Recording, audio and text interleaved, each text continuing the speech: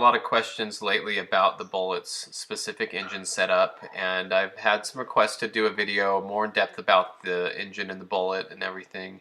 And so for those of you who haven't seen the complete series about the car, I do have basically most of this information in there. I'm going to add some more details, but basically I used to race the Bullitt every other weekend in Las Vegas. I loved doing it. It was so fun to be at the track.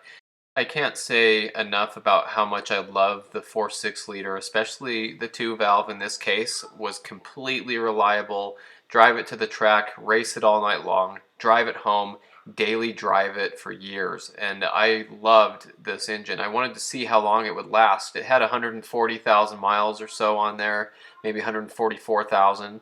And it was doing great. But the problem was I uploaded email tunes from a company that's very popular, and I uploaded the latest tune and went back to the track, and I think they really messed up the timing. Or another thought was, since it has the Bullitt intake manifold, maybe they didn't realize the difference between a Bullitt and a GT, and they had it way too lean for that intake manifold. And so eventually what happened was it detonated, and it blew up one of the pistons, blew the ringland off, and I'll show some pictures of that in a second when we pull the engine out here.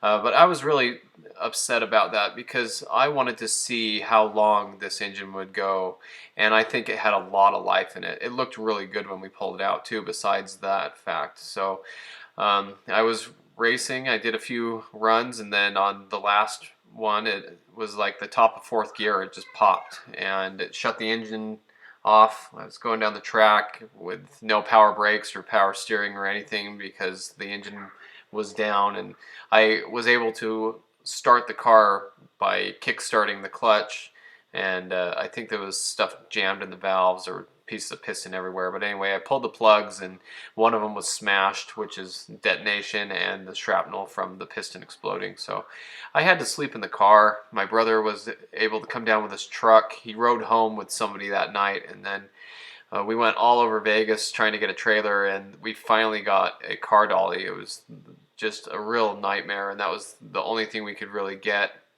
And so we took off the drive shaft and just towed it home. And my dad had a bore scope, and he looked down in there. He said, "Oh yeah, you definitely blew one of the ringlands off." And so it's really too bad. Like I said, I think that engine had a lot of life, and I wanted to see how long I could race with it.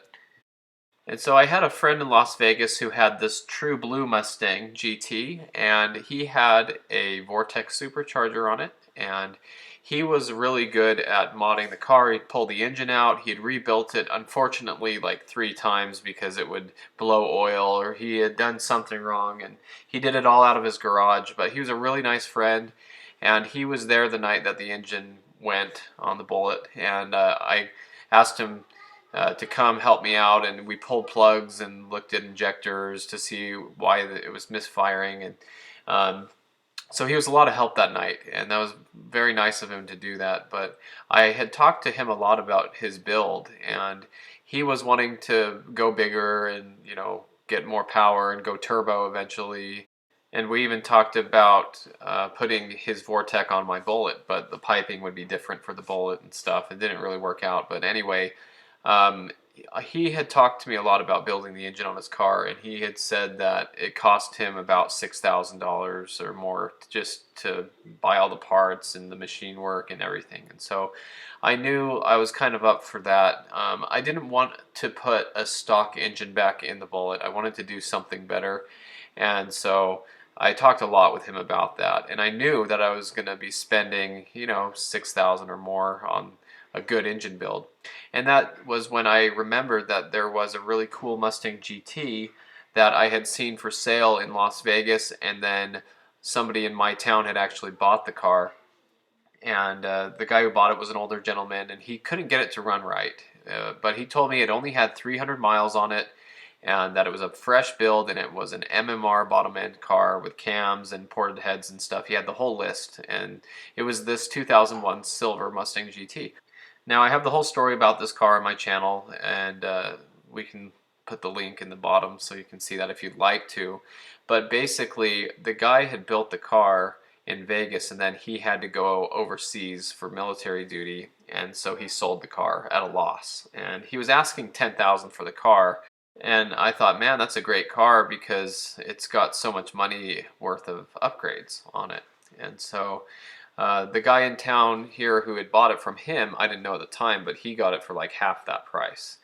And he just could never get it to run right. And so I thought about the car, and then I talked to him at a Cars and Coffee, and he said, "Hey, if your friends ever want to buy the car, I'll sell it to you for like $10,000 or something." And I was like, "Oh, that's nice, thanks," but um, none of us were really interested at that price at the time.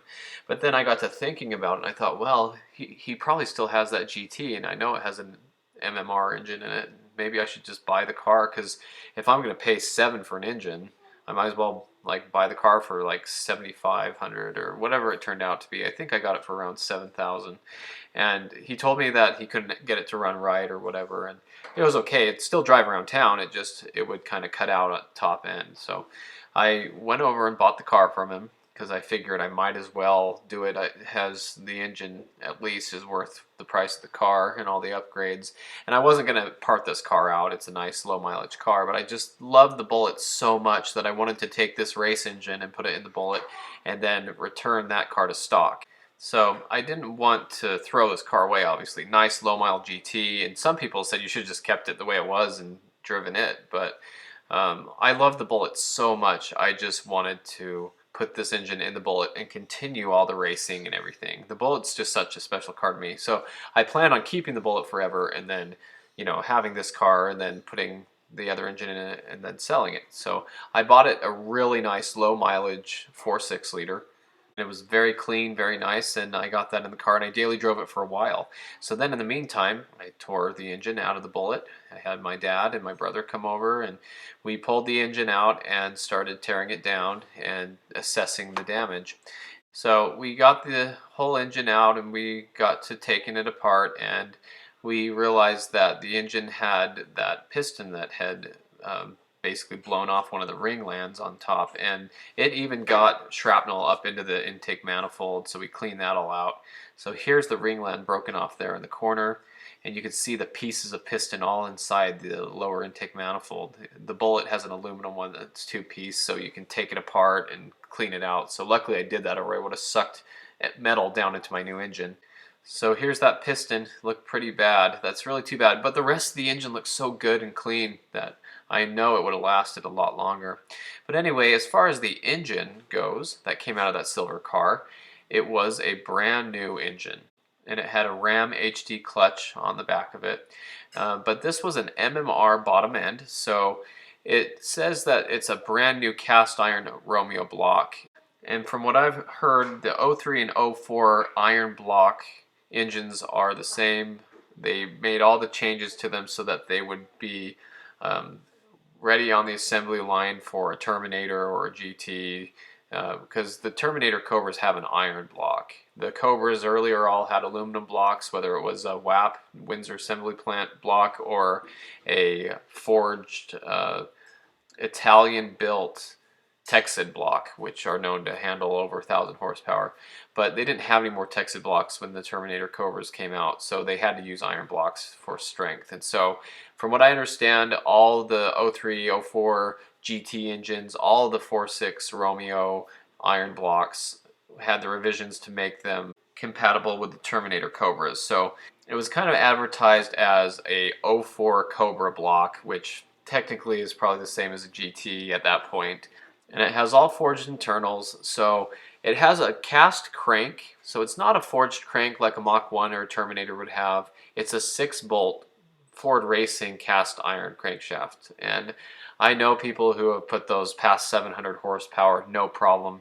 This bottom end was called an MMR 600 because it's rated at 600 horsepower. I think it's very similar to a Terminator. I don't think you'd ever have a problem with it, especially since a GT is not turning the RPM that a Terminator or a 4-valve would have, so that might be one of the reasons why MMR puts the cast iron crank in there, but it's a very strong crank. I've never heard of anybody having problems with them. but it does have forged MMR H-beam rods, which I hear are very identical to the Terminator. They're very close.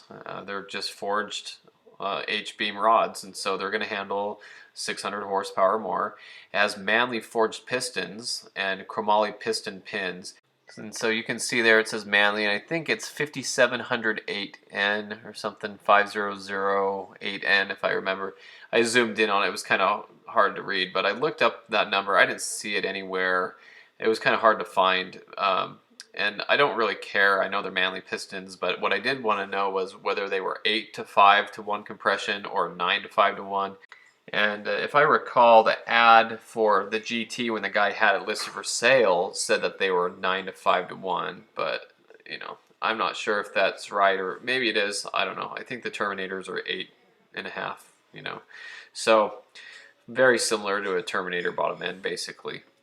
And so then it has the total seal file fit rings, and you know, I've heard good and bad things about that. Everybody's going to say good or bad things. I've never had a problem with them. It doesn't seem like they burn oil. I've heard that they're a little loose rings and that you might burn a little oil or consume a little oil over time with them, but they need to be a little bit like that so that you know, they don't get too much pressure in the cylinder from boost and stuff. I don't know, but has Cleveite rod and main bearings, it says, and so nice engine, good little bottom end, and says that it's complete, pro assembly and balanced for the smoothest, highest revving short block available. And I know there's lots of companies that make nice short blocks and build engines. Modular Head Shop, I really like Jordan. I've watched his videos and I've seen what he's done with Second Shift Racing's cars. You know, a lot of really cool things going on in the Terminator world and world records for these Cobras and stuff. So I like them, and I think that would be a good alternative. L&M engines, I think, is what Sting Mode was using when he was building his GT500. And I know there's lots of great shops out there and everything, and so this was just available to me. It was nearby. It was all ready to go, so I was happy to just grab this and drop it into my Bullitt. And so I looked underneath, and it had the SN95 4-valve oil pickup, and I assume the oil pump as well, if it has that pickup and everything. It is a different diameter tube and everything, so it does have that under there. And it's a very clean, good-looking, brand new engine. I was very impressed when I looked inside, and I thought it was very nice. And the back rear main seal was leaking, and so I took the whole doghouse part around the crank off and just put my Bullitt stock one on there. And so it has the short block from MMR, and then the heads were Patriot Performance cylinder heads, brand new, stage 2 heads.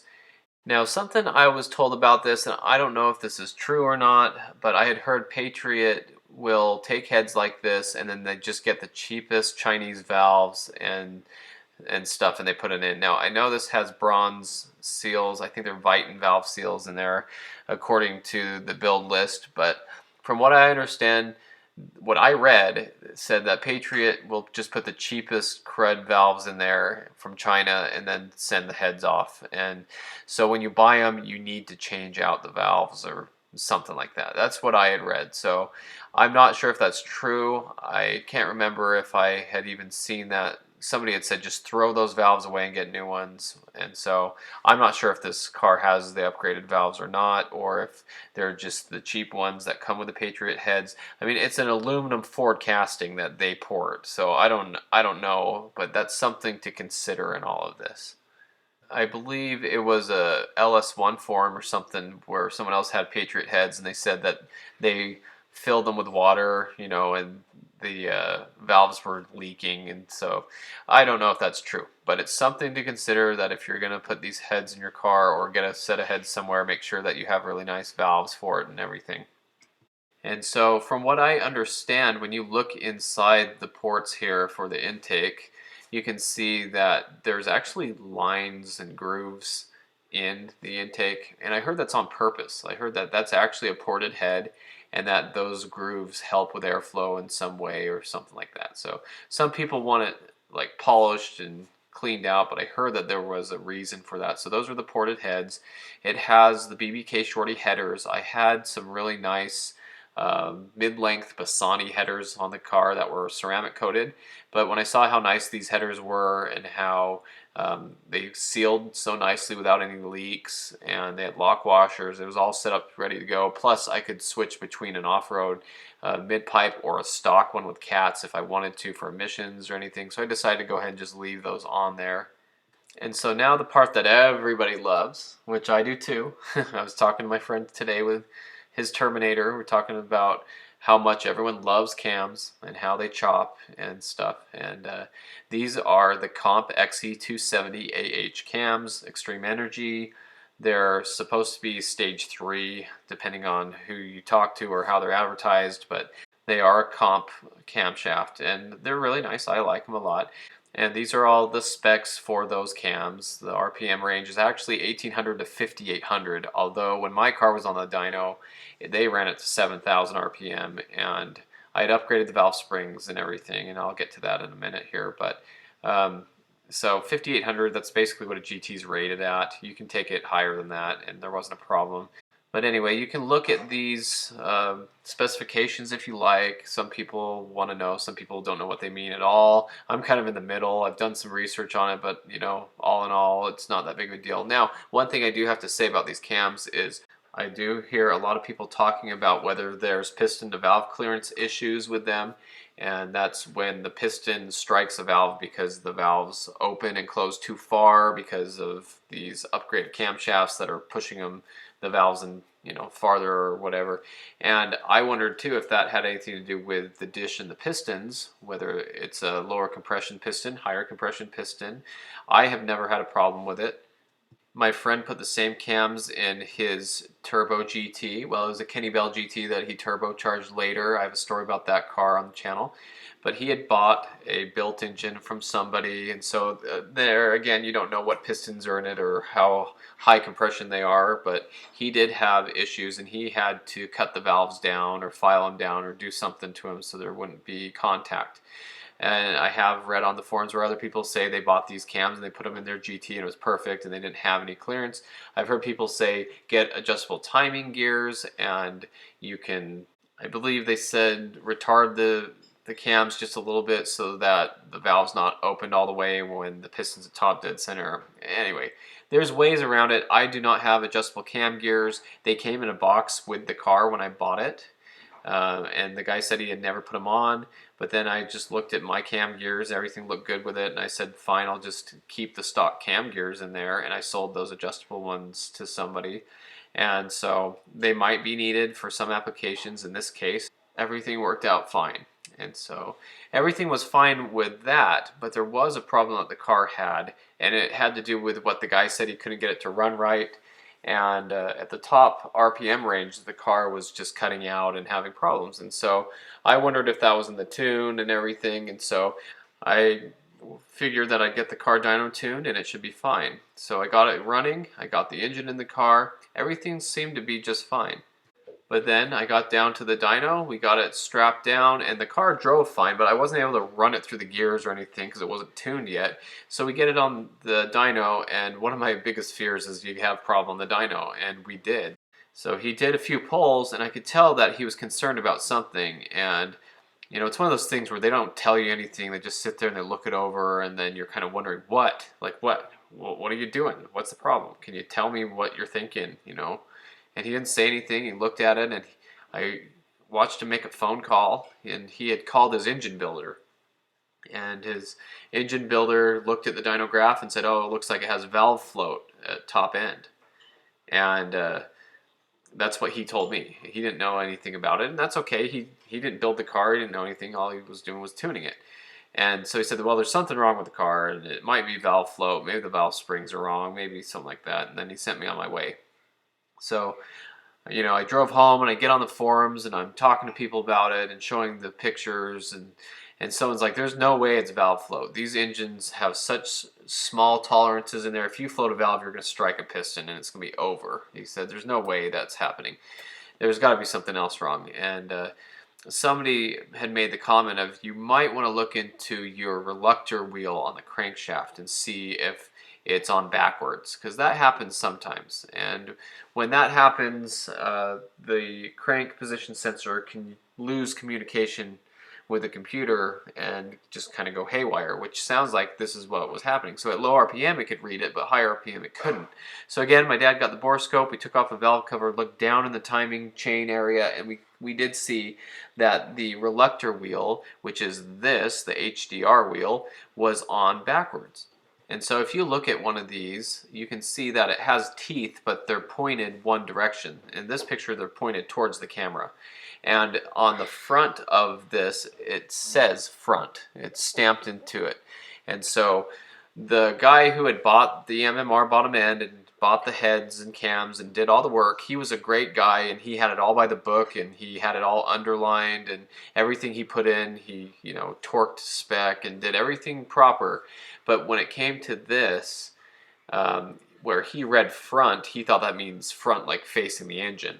But front means facing the front of the car, facing away from the front of the engine. So it was a simple mistake, but it made me have to do the whole job over again. Basically take off the timing cover, valve covers, you know, and this sits right in front. So I could have just changed it around and put it back together. But at that point I said, well, if I'm ever going to have boost with this engine in the future, which is what it's built for, then I might as well change the valve springs. Because I did get in contact with the guy who built the engine, who owned the car, who bought all this stuff. I told him what I had done with the car. I said, don't worry, the GT's fine. It's daily driven. It has a nice stock engine in it. I put it in my Bullitt because I love this car so much. But I said that wheel was on backwards, and he's like, oh yeah. And so then I asked him, so are the valve springs upgraded in the car? And he said no, he just left stock valve springs. And maybe they would have been okay, but I decided that this would be a great time to do the valve springs since I'm going to have it all torn apart again. So I went through the trouble of taking out the valve covers, timing, you know, crank, everything. And I got the car set up, and I had, you know, everything done right. Checked for broken valve springs, had piston number 1, piston set to top dead center, and I asked my friend from Vegas to come up and help me with the cams, since he had done it so many times and built the engine. And I had a set of Willwood brakes off that silver GT that were really nice, and I offered to trade my friend for his help. If he'd come up, I'd trade him the brakes off his GT and he could have the Willwoods, and then we would do the cams together. So he helped me do the cams. Now, remember, the cams were already in the car. We were just taking them out and doing the new valve springs. Now, one thing I wish we did have was the cam holding tools, and my brother bought those, and he has them in his video on how to do the timing, gears, and chains, and all the new tensioners and stuff. So that's a great video he's made. We didn't do it that way. We just pulled the cams out, and looking back, I wish I would have had that tool for this job. We did get everything done without bending any valves or any problem, you know. And he had the really cool tool that you can do a couple at a time, and this compresses the valve springs so you can get the keepers out and then change the springs. And you use compressed air, which is that hose going into the cylinder. You put it in the spark plug hole, and that keeps air pressure in the cylinder so that the valves don't drop down into the engine while you're changing the springs out. And so for those who would like to know, these are the valve springs I bought. They were the ones that were recommended on the comp website for those cams. And the part number, it's hard to read in here, so I have it. It's 26113-16. And it says valve springs Ford 4.6 liter 2 valve single overhead cam. The barcode 0365840443776. So I don't know if that will help anybody. I do have people ask me, and basically I just got the springs that were recommended for those cams from comp, and so I went ahead and changed all those. Now, I've heard rumors over the years that the double beehive springs, the ones that have 2 springs inside, that sometimes those break. I had a friend with a Trans Am who broke one. So I don't know. These have been pretty good for me so far, so I think they're pretty good. I did not change the retainers or the keepers. And that's something that I never thought that you'd have to change that, and it's never been a problem. I don't know if it really is worth it, but I've heard some people in deep discussions talking about it say that they changed the retainers as well. So that's something to consider. So there's, everything with the cams out, the new springs in, everything looks good. And all the timing components were new. This engine was brand new. It was a very beautiful engine. The reason he replaced it is because he threw a rod through the side of the old engine. So I did put the stock bullet valve covers back on the car. I had some BBK ones, if you look closely in this picture of when we put the engine back in the car. These came on that engine, but they are taller. I don't know why they're supposed to be better. They're aluminum.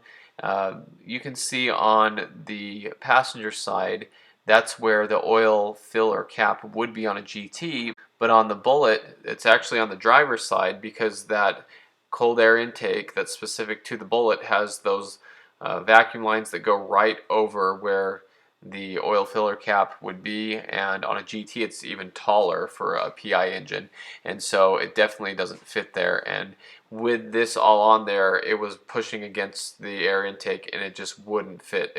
It kept trying to pop the air intake off the throttle body, so I put the stock ones back on. I liked them anyway. They cleaned up nicely, and I assume that these are actually the same as like a 96 to 98 GT would have, because it's a Romeo, same bolt count and the filler neck on the driver's side, but they are a Bullitt specific part, even though they might have been used on older GTs in the past. So now that the car was all better, drove it down to the dyno, everything was fine. And we got it on there and it ran great. And it was one of those things where he got out and he said, well, you fixed whatever it was, and that was a relief. So it made 304 horse, which is what it should have made about that. And remember, we're talking a low compression engine. And so this shouldn't be making a lot of power naturally aspirated. It's built for a boost, and it's built for low compression and safety. And so that's something that the car did great with, making over 300 to the wheels out of a 2-valve. But it really was made for better airflow. Those heads and cams and everything were just begging to have a supercharger. And so that's what we do next. And so I'm going to talk all about the supercharger next. But right now I'll insert some clips of how the car was naturally aspirated, driving around, the cams, the RPM range. You'll see it just kind of racing around and stuff. And so I'll put that footage in here, and then we'll get to talk about the supercharger.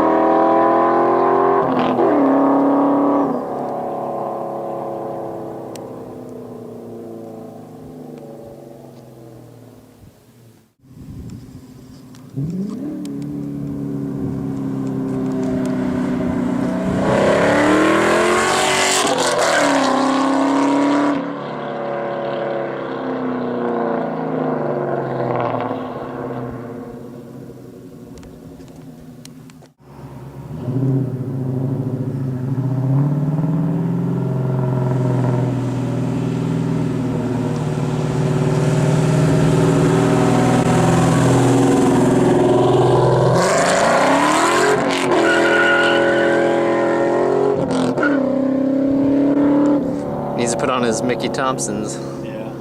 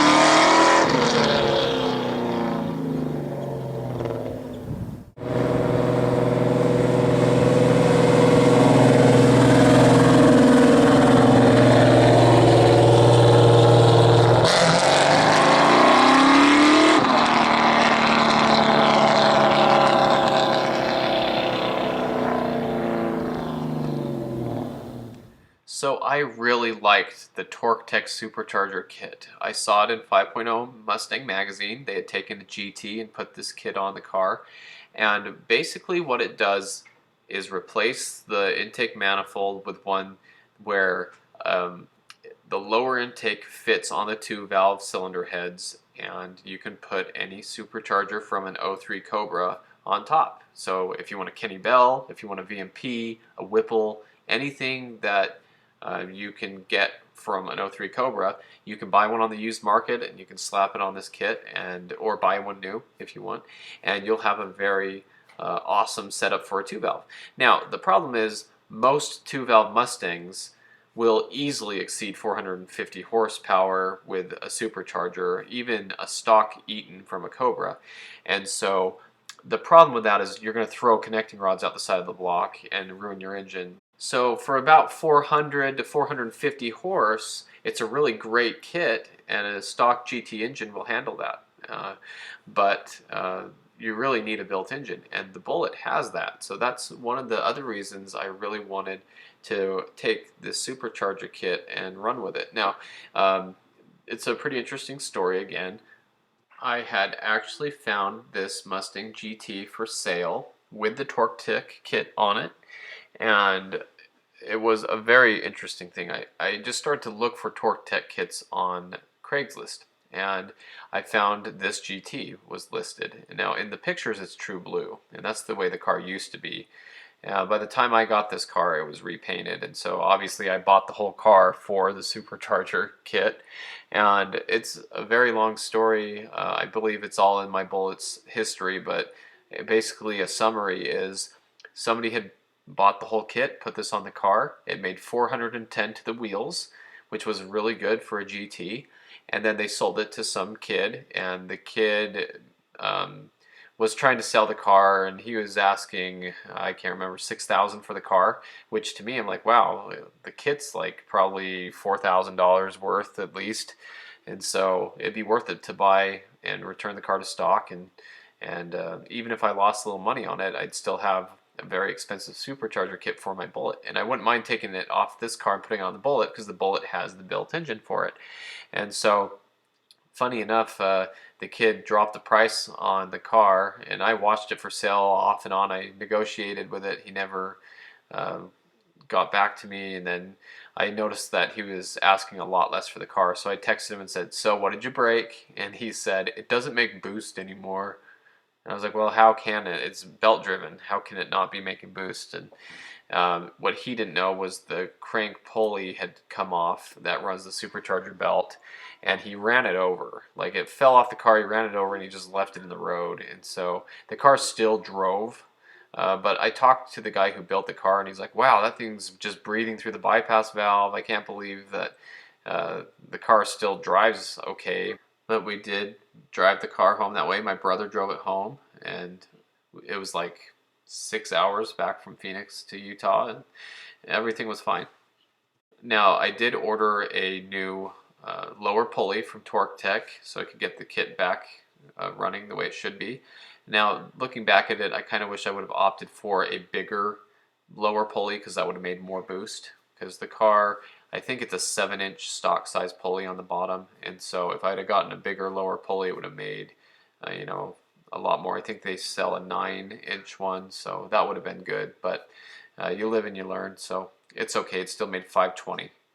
It's piggybacked to the actual crank pulley on the car, harmonic balancer or whatever, and so it's a dual belt system. So it's basically another pulley that bolts to the factory pulley, so you have two belts, and I like that actually. I think it's a very good kit because the alternator stays on the accessory drive and normal belt, and so when you're spinning a supercharger and pulley down, you're not overspinning the alternator.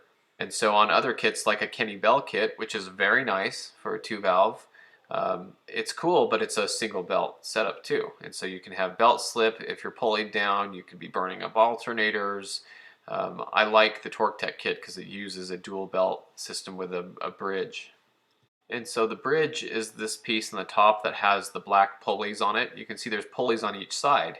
So it's a metal, nice piece, and it bolts to the front of the engine, the timing cover, And you've got front idler pulleys for the supercharger belt, and on the back side you've got pulleys for the accessory drive, and the alternators turned around backwards, and then the pulley now is the whole alternator is facing the other way towards the engine, but the pulley is in the same place. It's not in the same place where it was on top because the supercharger's there, but anyway, it basically moves it all around. So this was a cool GT, and it made 410 horse, and yeah, it was broken at the time, so I bought the whole thing and brought it home and returned this one to stock, drove it for a little while, enjoyed it, and then I sold it. So when I put the supercharger kit on my Bullitt, I bought these 60-pound Ford Racing injectors, and I thought that'd be plenty of fuel for pump gas, and 10 pounds of boost is what it's making. So those were a great option, and these are EV6. So these are the injectors that would go in a Terminator or Mach 1, and I got those just in case I ever wanted to sell them or reuse them. They'd be easier to sell, and I did get adapters to make them work.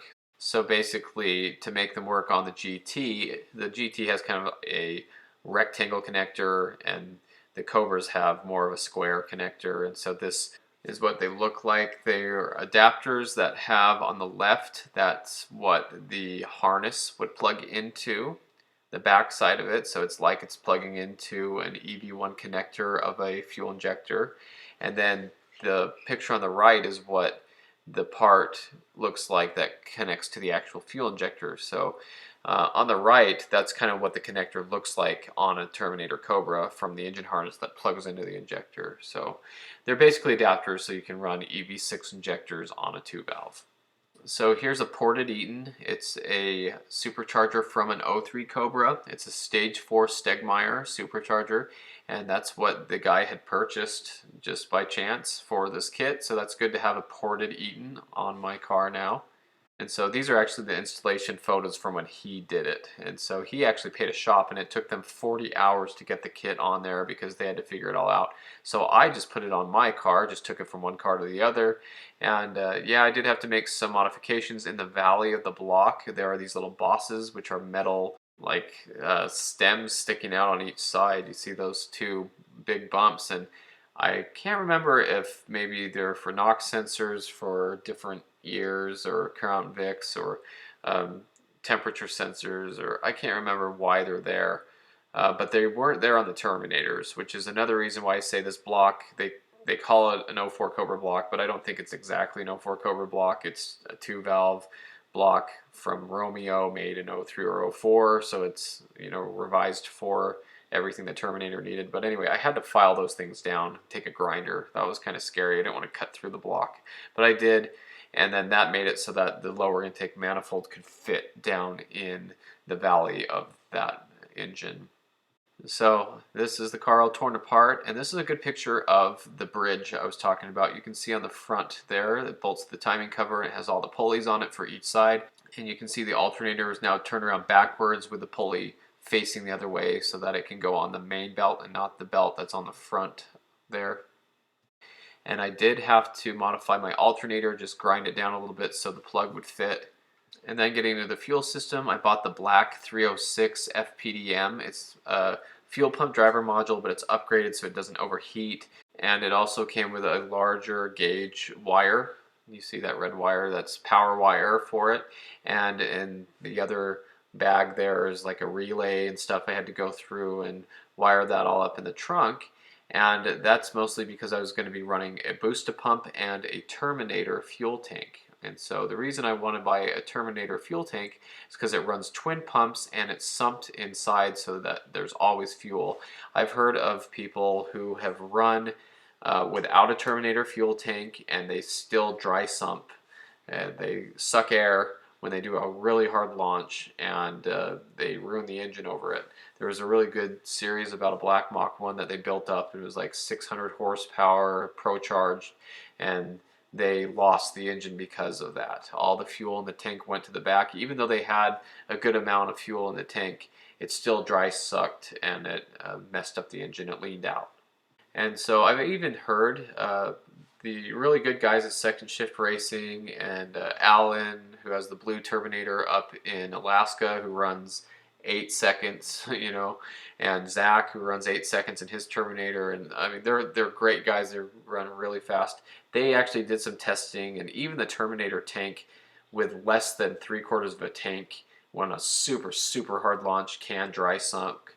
And so even though it's sumped, it's not always going to be good. You need to have a good amount of fuel in your tank, so that's something to pay attention to. And I appreciate those guys and everything that they do for the community and the research and everything. And so you really need to be running 3/4 of a tank or more when you're racing, and this is just an added measure of safety. And this has plenty of fueling, because I was going to go with a bigger supercharger, maybe another VMP, but then I bought my other Cobra and put a VMP on it instead, and that's kind of a long story. But basically, the Bullitt does have a Terminator fuel tank, and I've even heard that now I think Summit Racing sells reproduction Terminator tanks that are sumped like that, so that's pretty good. I bought this one for over $600 used, and so I think the other ones are a lot cheaper. But the car does have the Kenny Bell boosted pump, so that it has the voltage for all that. So here's the whole setup with the relay and the FPDM, and I don't even remember how I wired this all up. I followed the instructions, and so, but you can see this is everything there.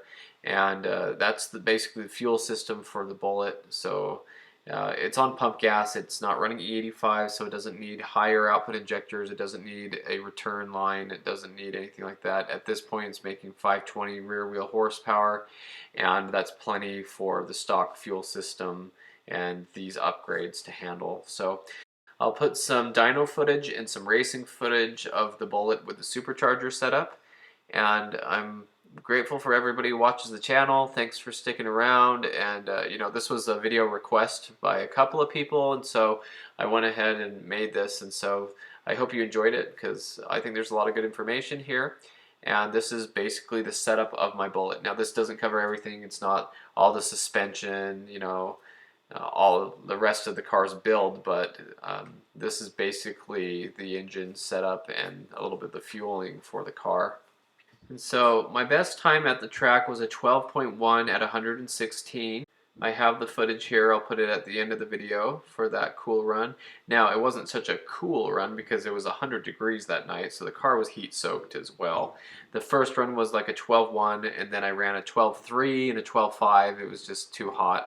Like I said, about 100 degrees, and the density altitude was like 5,000, so it's like trying to race when it's 5,000 feet elevation. And that was when the car made 440 rear wheel horsepower. It was later tuned on the same setup to 520, so I'm sure this car is deep into the 11s.